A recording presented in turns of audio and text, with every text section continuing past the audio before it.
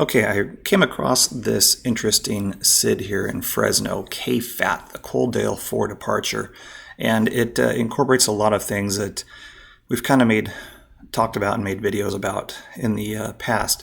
So I thought it would be a good one to talk about. Let's just orient ourselves here first of all. I couldn't get it to fit all on the screen and still be readable. So this is the top half here, Coaldale for departure. And then the text is down here. Now, I'm going to take this text down here and through the magic of computer wizardry, place it up here so that we don't get confused. I'll draw a little box around here. And now you know that this does not belong on the plate, but I simply took the version down here and I put it up here. Okay, so now that we've got the administrative stuff out of the way on the chart here, let's just start at the top. This is obviously the FAA chart. The JEP charts, I think, are a little bit better, and if you're going to fly professionally, honestly, it's what you'll use. But for the Part 91, maybe student pilot, maybe the just weekend warrior type of pilot who doesn't subscribe to JEP, and this is what you use. Let's just stick with this. So we've got the Coaldale for departure, Fresno Yosemite International Airport. You'll see up here in bold, top altitude assigned by ATC, so you're going to get that in your clearance. Over here you've got all of your frequencies just for reference on takeoff, and I like to just get the big picture for departure as I'm on the ground. So more than likely out of Fresno, I'm going to take off at 29 left. Each airport is going to have its own favored runway. For most everybody, it's going to be 29 left here in Fresno. So in the text, it says climb on heading 292 to 2,000 feet, then a climbing right turn to intercept the Fresno VOR radial 205 to the VORTAC. Then, you can see we go down here below it, continue climb to 14,300 on the Fresno VORTAC 023 radial, and the MENA up here, the MENA VORTAC 204 radial to Nickel intersection. It's right here. And then on the Coaldale VORTAC radial 250 to the Coaldale VORTAC, maintain ATC assigned altitude. So what does it look like? We're going to take off 29 left. We're going to hit 2,000 feet. We are not going to turn below 2,000 feet. You can see right here, it says 2,000 feet or above, not below. At 2,000 feet, we'll make a right turn. We'll intercept the 205 radial, fly to the VOR. We'll fly outbound to Nickel intersection. We'll make a right turn on the 250 radial, Coaldale. And then once we reach here, we will either be cleared on course. In our clearance we got on the ground, maybe they'll have a vector for us or something, but more than likely we'll just be cleared on course and away we go. So that said, let's look at some things on the chart here. First of all, we talked about the 2,000 feet, no turns below that. Obviously, we don't want to hit terrain, and that's there for a reason. So on the ground, I'm going to set up my VOR with a from indication and the 205 radial. So once I hit 2,000 feet, I'm now just waiting for that radial to come in. And after 2,000 feet, I can lead it a little bit and intercept the radial. Okay, so let's go up here. After the Fresno VOR, we need to head towards this Nickel intersection. And there's a couple ways to define that. Number one, easiest is our GPS. If we have departures loaded in our GPS, we can, it'll simply point us towards nickel intersection. When our 172, we may or may not have a GPS. If we're going to do this old school way, we're going to fly outbound from the Fresno VOR. All right. And then we are going to wait until the 250 radial from the Coaldale VOR starts to come in. Once we have a centered needle for this 250 radial, and we have a centered needle here. This is the 023 heading, so you can determine the appropriate radial off of that. Obviously, be the 023 radial. Once those two line up, then we have nickel intersection and we make our right turn. So we can also use the MENA VOR if we have DME. So you're probably wondering, let's look at the differences here. We have a 47 inside the hollow D. We have a 68 here, all on Victor 230. So what's the difference? This 47 is a DME measurement from the MENA VOR. There are no other fixes in between here.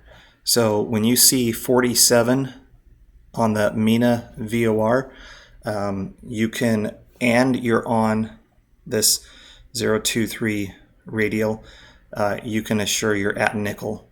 So the triangulation only requires 2 fixes, but with 3 it's even better. 68 down here, this is a total distance. There are other fixes in here that make up this total 68 miles to nickel. So it's not a DME. You cannot just set, well, maybe you can, but the chart is telling you you should not just wait for 68 DME because you may not get it, right? It may not be reliable or readable due to terrain. So 68 miles is the total, think of it as GPS miles, from Fresno to nickel. Likewise, here from nickel to Coaldale VOR, it's 43 miles. So, okay, that was a lot. Let me see, where are we at here? Let's talk about this little T right there. Go down here a little more. As a Part 91 pilot, do you care about the troubled T? You should. Now, we're talking legally versus intelligently, all right? The T indicates there are non-standard takeoff minimums for this airport. Now, legally, it mostly applies, well, it only applies to Part 121 and Part 135 flying. So, Part 91 pilots, it doesn't apply. It just, does it make it smart? No. Does it make it smart to not follow it? No. But, legally, takeoff minimums don't apply. Here are the takeoff minimums. The FAA chart's printed up here. So on all runways, it's a standard departure or standard takeoff, which has to do with how many engines you have and how much visibility you need. Minimum climb of 260 feet per nautical mile to 10,700 feet. Okay, so my question to you is, if it's good enough for airline and charter flying, why is it not good enough for you? Obviously, the FAA is trying to keep you out of some terrain, keep you away from danger. So, yes, it's illegal to depart with zero visibility and clouds all the way to the ground. But again, why would you? It's ridiculous.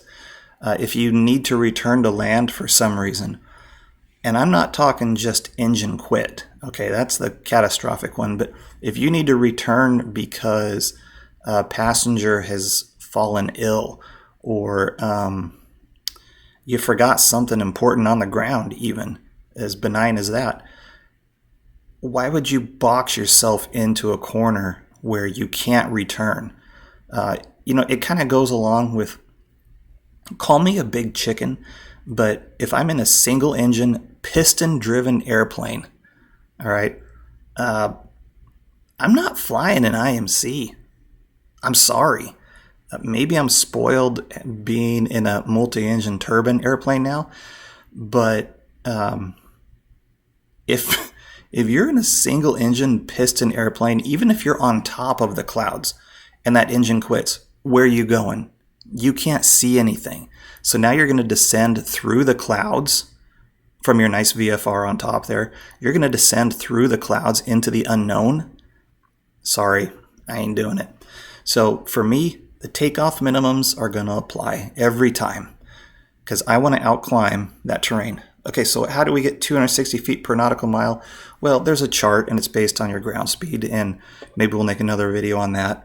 But just know that if you're doing 500 to 600 feet per minute, generally you're going to be okay. But again, you need to consult the appropriate chart.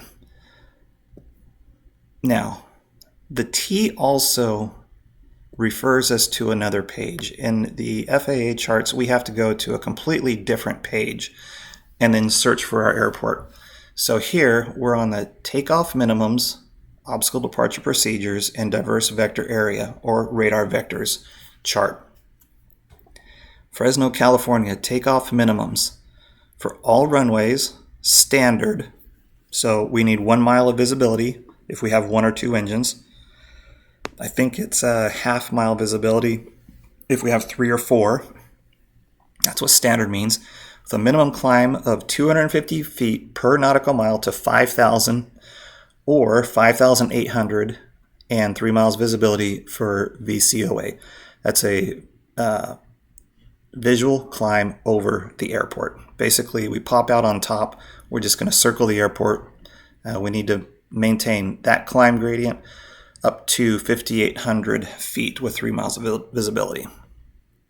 So that's what the trouble T is all about. Now, on a side note, this is kind of bonus material. Let's say that we don't want to do all this. It's just too much to think about. Maybe our GPS doesn't have it and we don't want to mess with it. Maybe we have one VOR in the airplane and it's just too much to think about. We can decline the SID, Part 91. We simply put in our flight plan no SID, no star, whatever the case may be. And in that case, we are going to be assigned the obstacle departure procedure, which is here. Runway 29 left, 29 right. ATC is going to say, okay, you don't want the SID, we're going to give you the ODP. Off of 29 left, you're going to climb heading 292 to 2,500 feet. Then you'll climb right turn heading 350. Still going to make you intercept the Friant VOR radial 230. And then cross that VOR at or above 6,000 feet. Okay, so then you're going to continue the climb in the holding pattern. Hold south, left turns 350 inbound to cross the VORTAC at or above the MEA for your route of flight. Okay, if we're doing the climb over the airport, we have to obtain ATC approval. Here it is right here.